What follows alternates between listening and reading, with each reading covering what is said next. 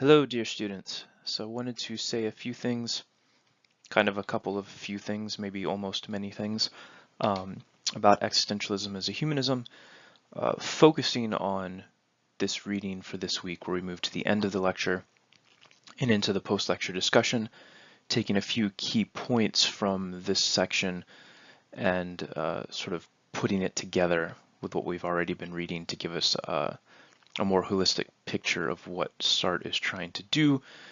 There are a couple reasons for this. One, just for our understanding of the text. Two, for our understanding of existentialism more generally. But three, in terms of our class, because we're moving on to Simone de Beauvoir's The Ethics of Ambiguity starting next week. And I think Sartre's short text here is a good kind of primer to prepare us for that longer and more dense text. Right, so that text, The Ethics of Ambiguity, is an actual philosophical essay book that de Beauvoir wrote and published to explicitly develop an existentialist ethics.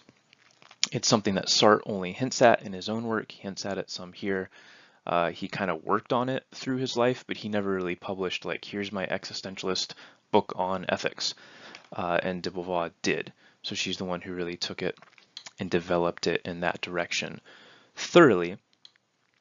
What we've got here, of course, by its nature is limited, right? This is a lecture, a public lecture that Sartre is giving. So it's not a philosopher talking to other philosophers. It's a public figure. He was famous largely because of his literature, right? He had written these novels and plays and things.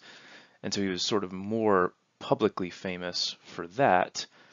Existentialism was just as much a literary movement in the 20th century, just as much a literary movement as it was a philosophical movement.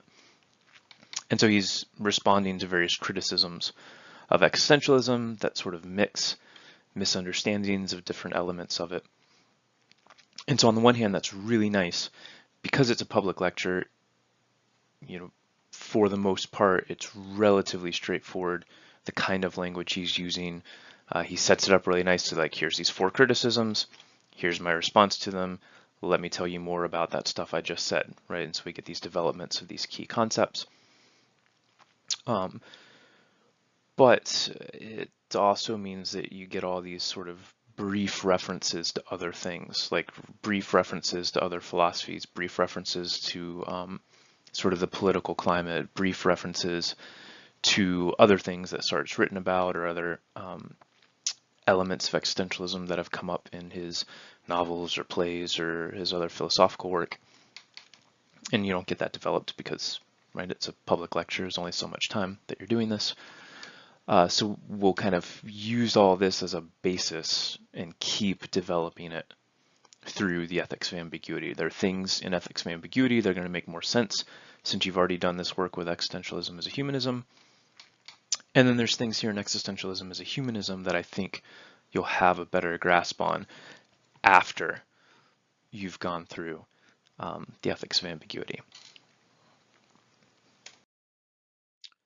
But to begin with, we get a lot throughout the lecture, but especially in the post-lecture discussion about objectivity and subjectivity. Those words keep coming up, and there are really a few key elements in what Sartre's trying to give us here. And I think the really important thing, both for this text and again for the ethics of ambiguity, is that existentialism is a philosophy that embraces subjectivity and objectivity, that embraces the relationship between them. Subjectivity is key, but it's not erasing the objectivity. On the other hand, it's not erasing the subjectivity, right? So a lot of the criticisms by existentialists of other philosophical options is that they pick one or the other of these instead of keeping them both together. So Sartre has said, right, that the cogito ergo sum is a point of departure, that this is foundational for what he's doing. So in a lot of ways, he's working from Descartes, even while what he's doing is so completely different, right? So we saw a little bit in Conway about Descartes' sort of like hardcore metaphysical dualism, and that's less so what Sartre's doing. The The important thing here is this is one of those places where you've got this key philosophical text, Descartes' Meditations on First Philosophy. It's a text that for a long time I did teach in all my intro classes. But you don't have to have read this in order to get the idea, right? I think, therefore I am. What's key about this for the existentialists? Well, I think, therefore I am. Let's focus on those words, the I and the am. This isn't a truth you access from like a third person perspective. It's not some thing that you find somewhere in a book or on a museum plaque or through doing scientific experiments in a lab. It's not something that God comes and tells you. It's something you access through your own thoughts, right? I realize that I am thinking, and if I am thinking, then I exist. So quite apart from all the other metaphysical, skeptical stuff that's going on in Descartes, the point is that I'm the one who thinks. Through that, I gain an awareness of my existence, and it's my existence, right? And I'm not gaining an awareness of existence as some abstract concept, right? I'm aware that I am. And so this is really important, right? That there's this foundational truth, and that's what Descartes did with this. This becomes the foundational truth that you can't doubt, and that's how other truths become certain. And that's really what Sartre is taking away from it, right? That when you get down to the foundations, the truths that I can't doubt, that you get down to something that is subjective. I'm going to talk about that more in a minute. I think a really key quote in this post-lecture discussion from Sartre: if existentialist philosophy is first and foremost a philosophy that says existence precedes essence, it must be experienced if it is to be sincere. So Sartre's saying here that he doesn't consider what he's doing to be just a nice, interesting little theory to write about in a book and have academic discussions about, right? He thinks that it is important, like for life.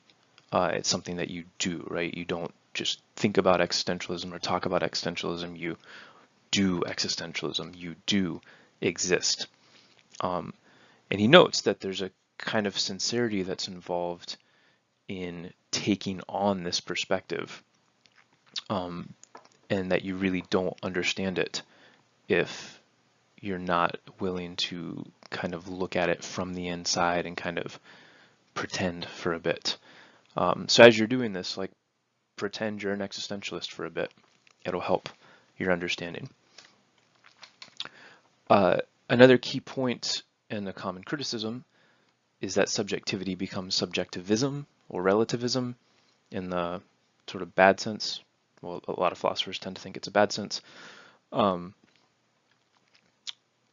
Existentialism is explicitly not a subjectivism in the sense of a solipsism, like, well, just I'm the only thing that exists and what I feel is the only thing that matters, and so screw everyone else and screw everything else. It's not that. In fact, and we're going to get this again in de Beauvoir's The Ethics of Ambiguity, there's some very specific ways in which I become responsible for other people in existentialism. Right? So Sartre calls this a philosophy of intersubjectivity. There's a universal human condition, and I always find myself in a situation. That means that this isn't just up to me. There are things that happen. I come into the world and it is a way, and then I have to deal with it. And those things are objective. And there are objective things, right? Things like rocks and trees and all that sort of stuff. So what's up to me is what I do given this situation. Situation has a technical definition there, and Sartre gives one version of it on page 70 in the post-lecture discussion.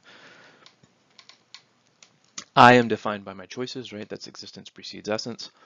But my situation is defined by objective factors, and this is borrowing from Heidegger. This language is the language of facticity.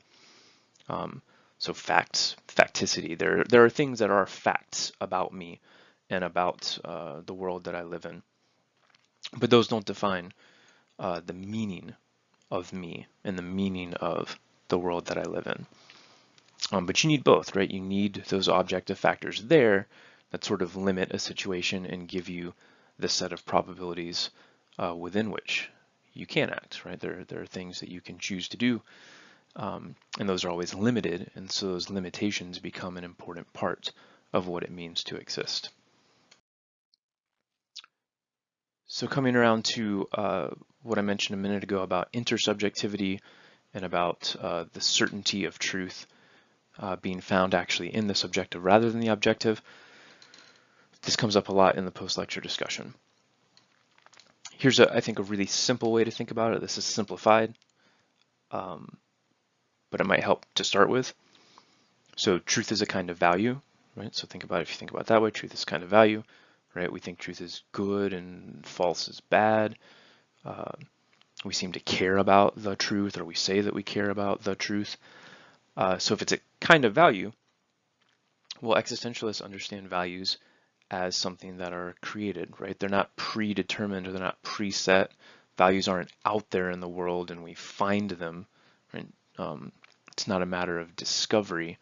There's a kind of creation through choices, right? We choose to value something, we set goals for ourselves and work towards them, and by doing that, we are declaring that these goals that we have set are of value.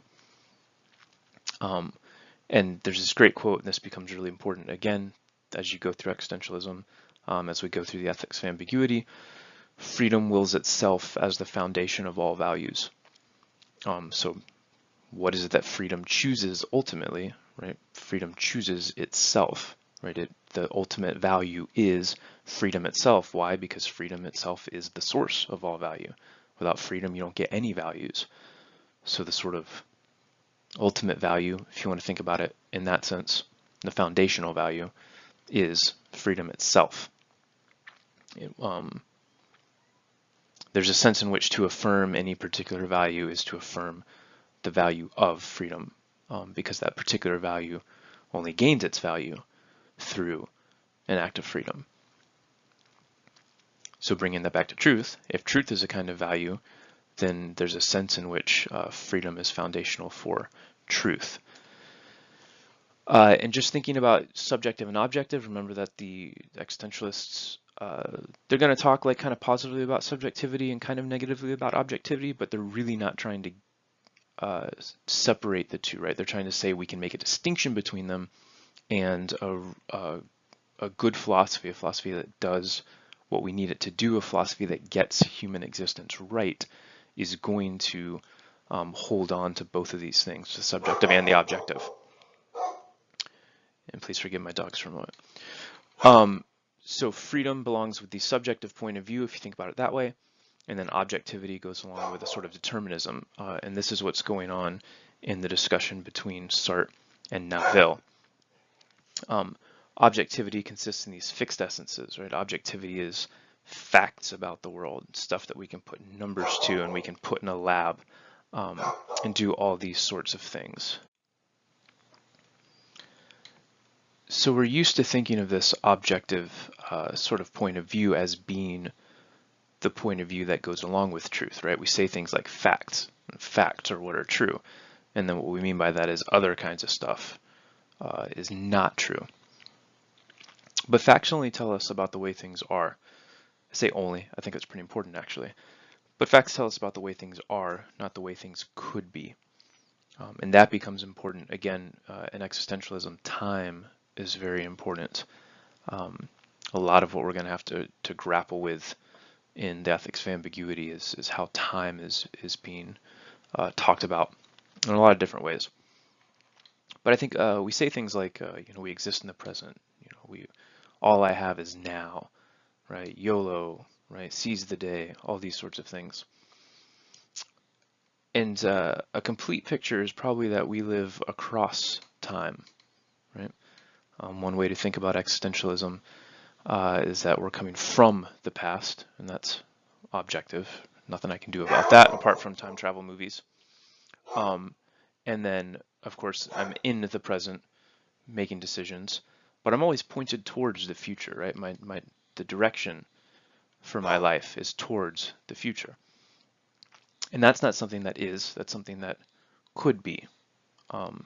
There are open possibilities. And if this is true, and if this is important for understanding what existence is, if this is where value comes in, then truth is going to depend to some extent on subjectivity. But this is a key point in Neville, right? This long thing that's not a question, right? He's not asking a question. He just shows up with his own prepared lecture, it seems like. He just, well, I want to say what I think. It goes on for a very long time. But he was a somewhat important person, so you had to kind of let him talk and actually try to answer him. Neville criticizes this, right? So this is actually one of the reading questions for this week, is on this thing that Neville says, well, there's one world and one world only. It's the objective world. And humans also are part of the objective material world the same way that rocks and trees and things are. And this is important for Marxism, and it's one of the key points on which existentialism differs from Marxism. Sartre's response is awesome, really, and kind of difficult maybe to figure out why he's saying what he's saying. So I wanted to spend a moment with that.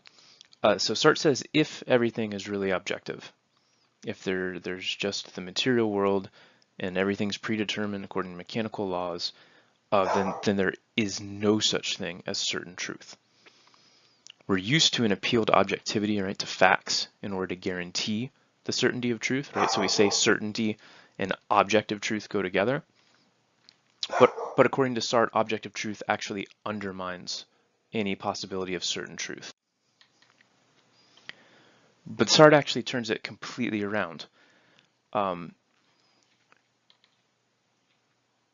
If you think about the world as objective, then according to Sartre, what you get is just a series of probabilities, right? So we can think about the world in terms of statistical probabilities. We can think about, the probability that event X happens is whatever, but ultimately either X happens or it doesn't. Either X is such a way or it isn't, right? Those are in objectivity. If you're just describing the way things are, then those are your options. It either is this way or it isn't. And if everything is objective, then that's all you can say about anything, right? Anything you say, any fact, really comes down to it is this way or it isn't this way. There's no value in that kind of descriptive work about the world, according to Sartre. And I think it makes sense to think about it this way, right? That's just saying, well, that's what it is.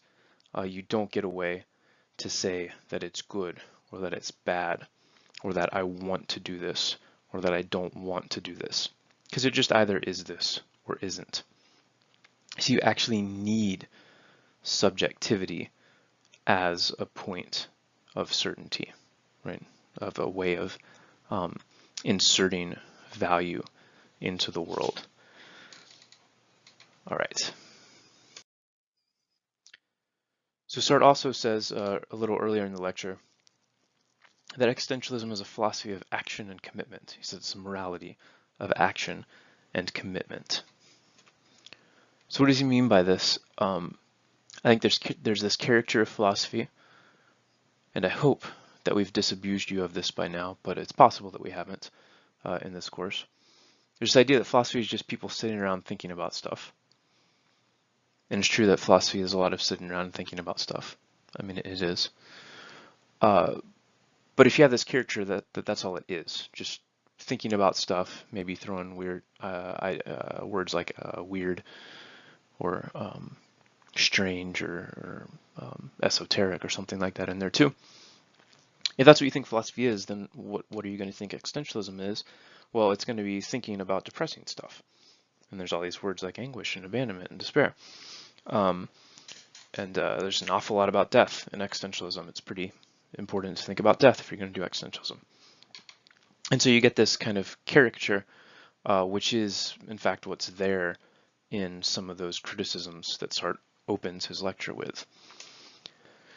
But Sartre is describing existentialism as a philosophy of existence, right? What is existence? Existence isn't sitting and thinking. Existence is living, doing, creating, acting. It's all these very active verbs that go along with existing, right? I am, the am part of that's a verb. An active sort of thing, like it's not just ideas, right? It's about values and putting those ideas into concrete existence in the world. And if Sartre's right about existentialism, well, since values don't come pre-made, they're not just out there in the world, then existence is a matter of choosing projects, and this word becomes really important and key, right? So if you think about, so projects being sort of like goals that you know you're gonna have to do a bunch of stuff in order to reach that goal, and the whole thing together is a project. Existence itself is the projects that we choose and put our energies into. It's a matter of committing oneself to these projects, right? And we've probably had these experiences, right? There's some things like, oh, I'm going to do this. We never really get around to doing it, right? It's sort of a failure of commitment. There's a big difference between that and choosing something and committing yourself and putting your everything into it and then succeeding or failing. Those kinds of experiences are really definitional for what existence is, for what it is for me to exist. And that'll come up in the ethics of ambiguity as well, right? So both our successes and our failures have a meaning, and they have a meaning, a value relative to the projects that we've chosen. We're all in the same boat this way, right? So we all show up in the world. That wasn't our decision. The way the world is when we show up isn't our decision. And throughout our lives, most of everything that you can say about the world isn't up to me. Right? There's relatively few things that are up to me. But then it's through those choices I make in that situation that my existence is created, is sharpened, is defined. But to go back to the point earlier about intersubjectivity, if that's true, then my freedom is immediately linked to the freedom of others, right? Everyone else is in that same boat. Everyone else has that same, I think, therefore I am. And so it's not just me, it's me and you. And depending on how we think about that, that can mean us. And to put it in maybe simpler, less metaphysical type terms, right? When I act, I think about these prepositions, right? I act with others, or act for others, right, on behalf of others, or I work alongside others, or right, I'm right fighting against others. That's the way actions work, right? You've got all these different sort of prepositions that relate me and you, that relate I and the other. And if that's the case, then I can't just think about my freedom and just think about myself, right? I can't be subjective in that sort of bad sense of subjective, because I'm immediately intersubjective, right? Freedom is a freedom of intersubjectivity. It's my freedom and the freedom of everyone else, and they relate to each other in all these different ways. And de Beauvoir is going to, again, develop this point at length, right? She's going to say that if that's true, then actually valuing freedom is going to tell me that there are some kinds of things I have to do, that you do actually get some moral duties from this sense of freedom. So in Sartre's immediate context, and of course the idea of existentialism is it's from a first-person point of view, right? So we're not just doing history, we're thinking about, well, how would this instantiate itself now? That means that existentialism is the kind of philosophy that is a philosophy of action, right? So again, the criticism from Marxists are the people who Sartre's talking about specifically. The criticism is, well, you just sit there and think about stuff, and we're actually doing something. We're actually trying to make the world a better place. And if Sartre's right about what existentialism is, if we put all these things together, then no, actually, existentialism is exactly about making the world a better place and making choices, right? So anguish is this profound sense of responsibility, that what I do is setting myself up as an example for what others could do, right? I'm declaring that things have value, and it's not a discovery, right? If it has a value, it has a value because of my choices. So I'm kind of setting myself up as a value maker and as an exemplar, and that's rather a weighty sort of task. All existentialism is saying is that you can't say that better is predefined, right? It's not there written down somewhere and you can just go look at it and be like, oh, well, this is what's good and what's bad. And in terms of political action, my sort of choice of what to do politically isn't predetermined. And in fact, it's always contingent. So if you go back to the discussion about despair, right? I can only count on others to the extent that I think that they have displayed a kind of commitment that that matches my own, and to the extent that I know that there are various probabilities, and I know there's things that might not work out, and I know that other people might quit or they might change the plan, and so it's not that I can't act with them, it's just that I can't naively act with them and think that that things will necessarily be successful when we work together. And so in the immediate context, and again in our own, there's this sense that existentialism actually is doing more for us in terms of the ability to act politically, but to do it without naivety.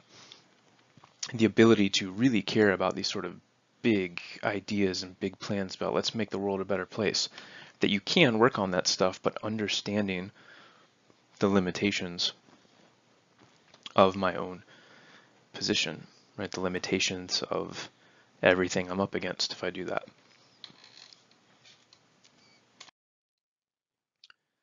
So a few other things to keep in mind, kind of about existentialism generally, and stuff that's in the background here that I think might help to make it explicit.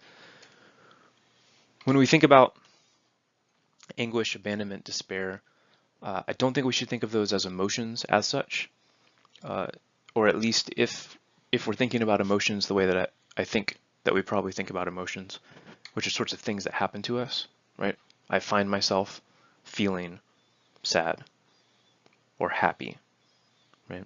I don't decide that something's funny and then I'm going to laugh, right? Something funny happens and laughter ensues, right? There's a hilarity and joy and all these other things are things that kind of happen.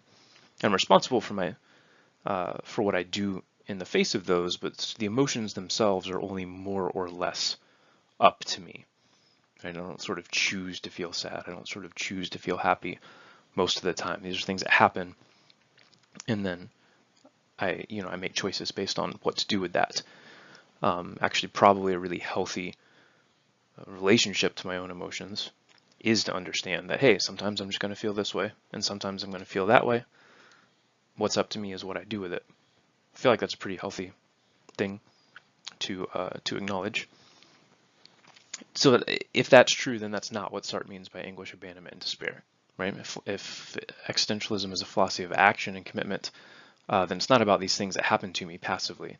So it's probably helpful to think of these as like attitudes or mindsets, right? And I can recognize, hey, I have responsibility.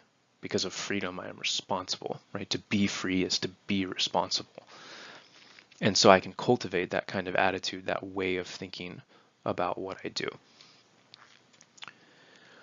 I think that we probably can't overemphasize the post-World War II context here.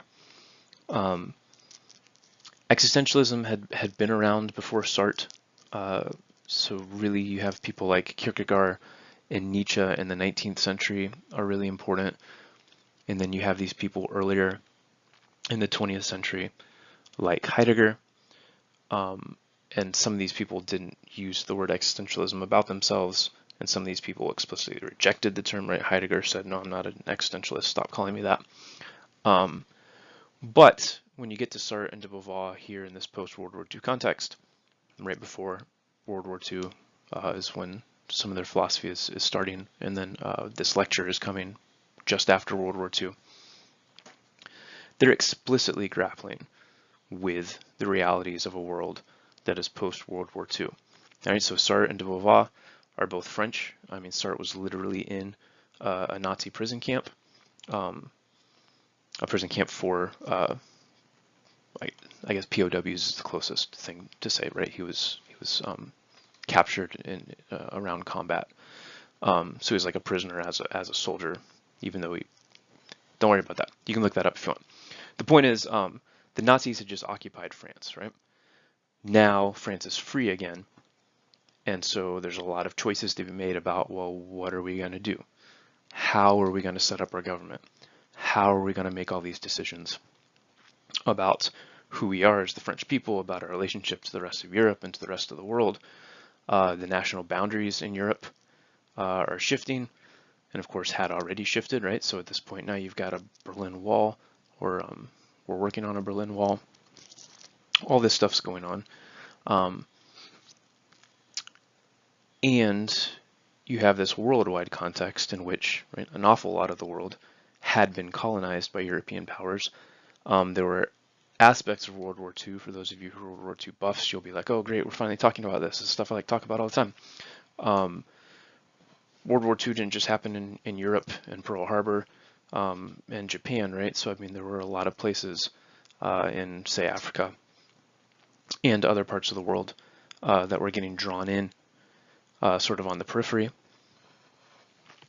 And just the fact that Europe had colonized so much of the world means that as Europe's changing, as there's rethinking of nationalism and nationalisms within Europe, that now you've got all these places that hadn't already fought for independence are now fighting for independence. So there's a lot that's going on. There's just huge changes in the way the world looks.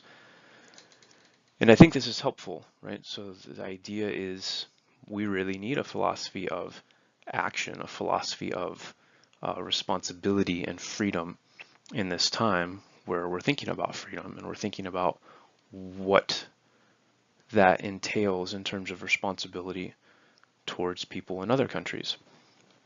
And this is going to come up for us again in the ethics of ambiguity. But I think this is especially helpful for understanding this sort of debate, as it were, between Sartre and Naville, and for all the things that Sartre and de Beauvoir say about Marxism. So Marxism is, in this context, right, you've just had Nazis occupying France, right? You've just had, hey, you invented the thing that we now use to describe as far right politically as you could possibly go. One very understandable reaction to that would be to go as far left as you could go. And Sartre was like super lefty. He was super duper lefty, really, really, really, really lefty. But he wasn't a communist. And the reason he wasn't a communist, he says here and elsewhere, is that he just couldn't get behind the right. So the communism then being a very Marxist communism, the sort of metaphysical commitments of Marxism and the way that Marxism conceives of human nature is so objective. One of the words for what Marxist philosophy is dialectical materialism. That dialectical materialism is so opposed to the subjective freedom perspective of Sartre and this sort of Sartrean existentialism. And so a lot of what's going on there is you can see that they're grappling with it. Sartre says basically, look, I want to be a communist, like it would be great, right? But I can't agree with the whole, give up the individual in favor of the collective. I don't think that works. And we get a lot deeper analysis of this in the ethics of ambiguity. One other point is that we probably shouldn't overemphasize the atheism. And at the end of the lecture, Sartre comes back to this, right? So he starts by saying, existentialism is an atheist philosophy, except that, of course, then he names all these Christian existentialists. And sometimes this throws people off, and that's understandable. It's not about proving that God doesn't exist. Sartre says this explicitly. It's about reconceptualizing. It's about thinking that, okay, even if God existed, that doesn't really change what I have to do. So saying that God exists isn't the answer to everything. There's still choices that I have to make, and if it's a choice that I have to make, then I have to choose. And in that context, even if one was not an atheist, existentialism can make a lot of sense. And just a note on this, if y'all are interested, right, Kierkegaard is a key source for existentialists, right? He gets quoted by Sartre here. He's going to get quoted by de Beauvoir. I mean, he just comes up again and again. Kierkegaard was a committed Christian. He wrote a lot on faith and Christianity. The stuff that he wrote about faith is some of the stuff that gets quoted all the time by the atheist existentialists. So it's not really about God versus not God, it's about reconceptualizing the situation in which human beings find ourselves when we have to decide and we have to act.